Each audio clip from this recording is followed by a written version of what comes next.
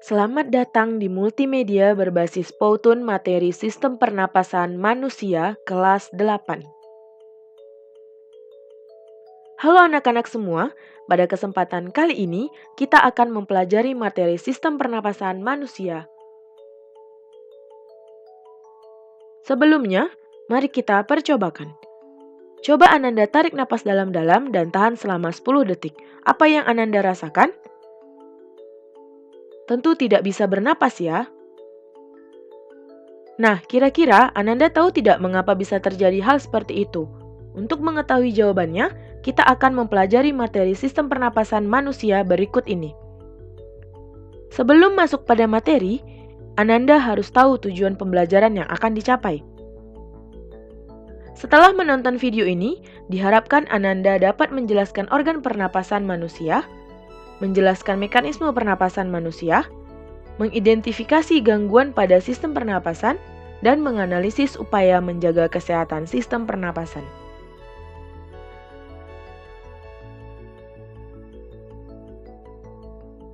Kita mulai dengan pengertian pernapasan dan respirasi. Pernapasan adalah proses pertukaran gas, menghirup oksigen dan mengeluarkan karbon dioksida. Sedangkan respirasi adalah reaksi kimia yang melibatkan gas oksigen dan karbon dioksida. Bernapas memiliki tujuan, di antaranya menghirup oksigen, mengeluarkan karbon dioksida, melakukan pembakaran zat dalam tubuh, dan memperoleh energi. Nah, selanjutnya, organ apa saja ya yang terlibat dalam pernapasan manusia? Berikut adalah gambar dari organ pernapasan manusia.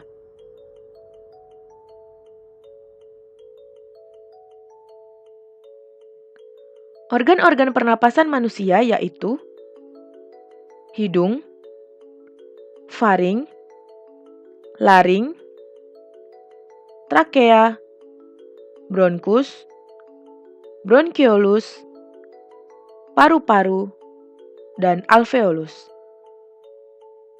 Pembahasan pertama adalah organ hidung. Hidung merupakan organ terluar yang menjadi jalur masuknya udara ke dalam tubuh. Ini merupakan gambar anatomi dari hidung.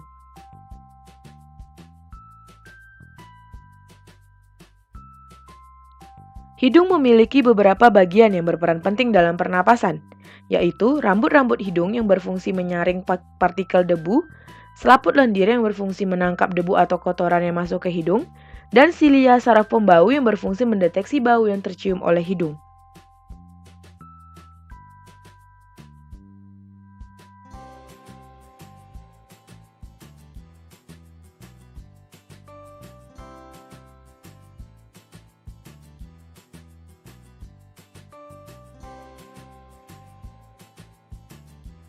Organ berikutnya adalah faring.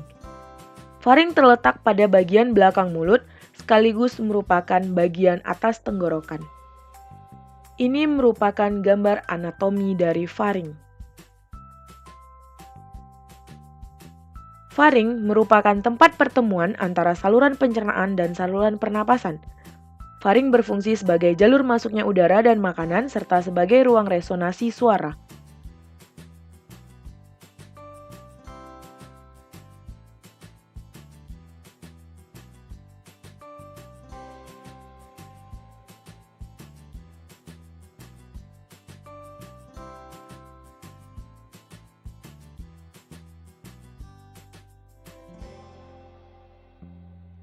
Organ selanjutnya adalah laring. Laring menghubungkan faring dengan trakea.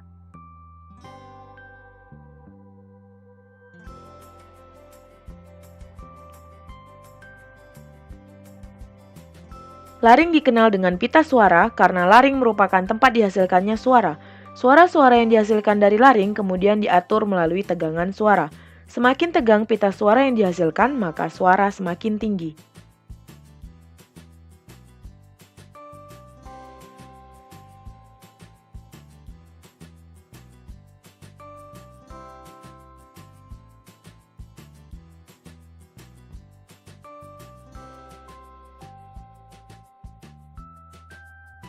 Organ selanjutnya adalah trakea. Trakea disebut juga dengan batang tenggorokan, merupakan saluran yang menghubungkan laring dengan bronkus.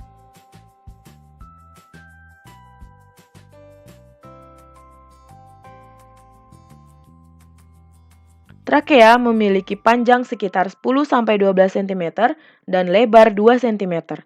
Dinding trakea tersusun atas cincin tulang rawan dan selaput lendir bersilia. Silia ini berfungsi menyaring benda asing yang masuk ke saluran pernapasan.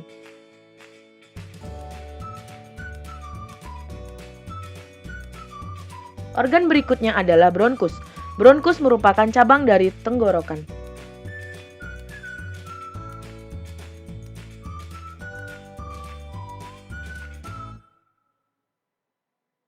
Bronkus memiliki dua percabangan yang menuju paru-paru kanan dan paru-paru kiri.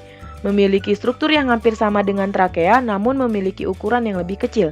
Bronkus berfungsi sebagai jalur udara dari trakea menuju paru-paru.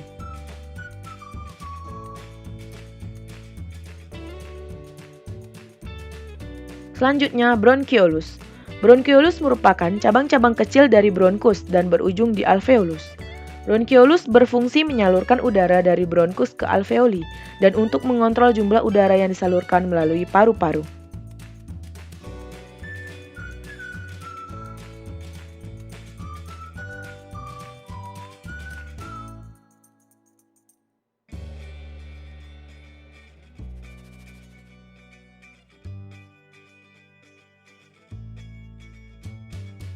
Selanjutnya adalah paru-paru. Paru-paru terbagi menjadi dua bagian, yaitu paru-paru yang terdiri kanan yang terdiri atas 3 lobus dan paru-paru kiri yang terdiri atas 2 lobus. Paru-paru dibungkus oleh selaput rangkap dua yang disebut pleura. Pleura berupa kantung tertutup yang berisi cairan limfa. Pleura berfungsi melindungi paru-paru dari gesekan saat mengembang dan mengempis.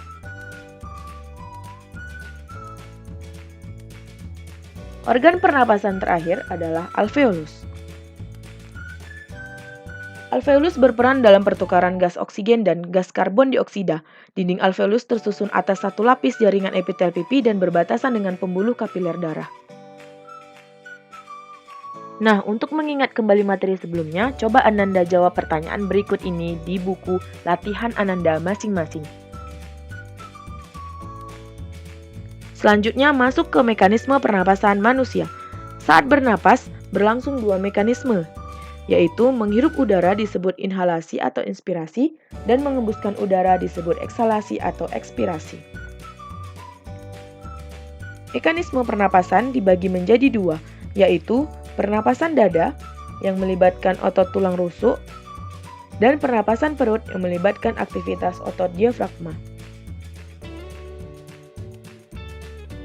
Berikut ini adalah mekanisme dari pernapasan dada pada saat inspirasi dan ekspirasi yang melibatkan otot antara tulang rusuk.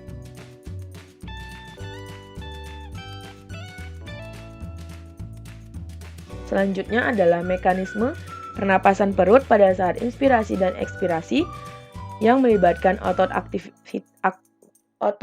diafragma.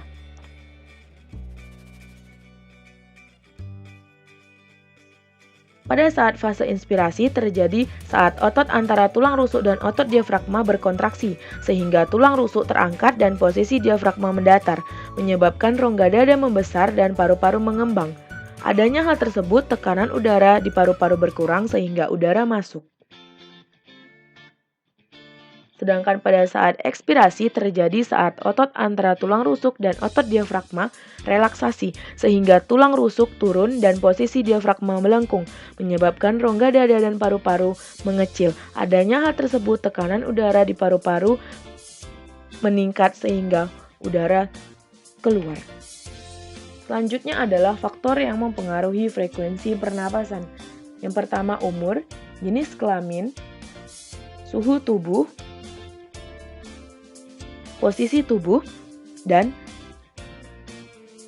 aktivitas tubuh. Semakin bertambahnya umur, maka frekuensi semakin rendah. Laki-laki memiliki frekuensi pernapasan lebih tinggi karena metabolismenya juga tinggi. Semakin tinggi suhu tubuh, frekuensi pernapasan semakin tinggi. Pada saat berdiri, frekuensi pernapasan lebih tinggi. Dan semakin banyak seseorang melakukan aktivitas, maka frekuensi pernapasannya juga tinggi. Volume udara pada paru-paru yang digunakan dalam proses pernapasan dikelompokkan menjadi beberapa macam, yaitu volume tidal, volume cadangan inspirasi, volume cadangan ekspirasi, dan volume residu atau sisa. Berikut merupakan penjelasan dari beberapa kelompok volume pernapasan.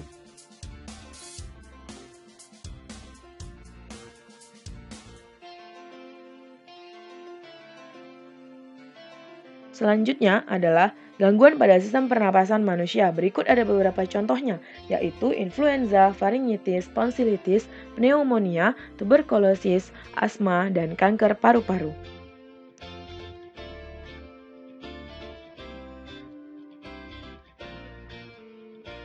Pertama adalah influenza. Seperti yang Ananda ketahui bahwa influenza merupakan penyakit yang menyerang organ pernapasan manusia.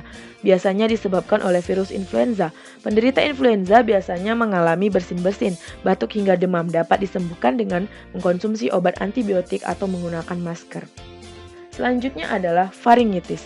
Faringitis merupakan penyakit yang menginfeksi faring yang disebabkan oleh virus atau kuman. Biasanya penderita faringitis mengalami radang, tonsil, atau amandel dapat ditangani dengan mengonsumsi antibiotik dan antifungi untuk membunuh kuman. Selanjutnya adalah tonsilitis. Tonsilitis dikenal juga dengan amandel. Ciri-ciri penderitanya adalah sakit tenggorokan hingga radang dan demam. Penyembuhannya dengan cara operasi atau meminum obat-obatan dari dokter.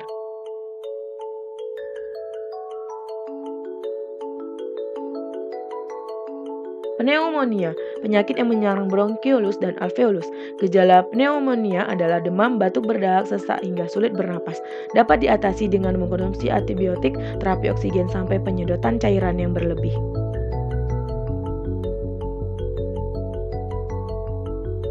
Selanjutnya adalah tuberkulosis atau TBC yang disebabkan bakteri Mycobacterium tuberculosis.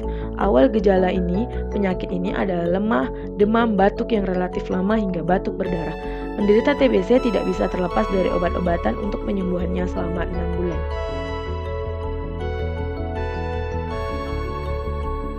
Asma, penyakit ini disebabkan karena faktor lingkungan seperti asap rokok, debu, bulu, dan lainnya. Biasa penderita asma mengalami sesak napas dan napasnya berbunyi. Cara untuk mengatasinya, menjauhi sumber penyakit dapat juga dengan obat-obatan.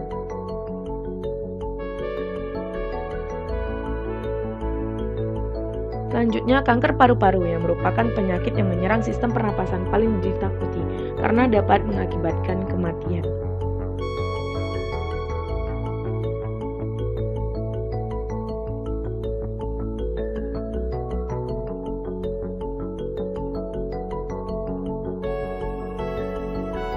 Nah, demikianlah materi sistem pernapasan yang telah disampaikan.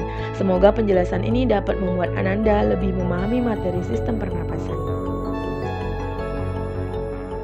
Untuk mengingat materi, berikut ada teka-teki silang yang dapat Ananda jawab di buku latihan Ananda masing-masing. Kemudian akan dikoreksi bersama-sama.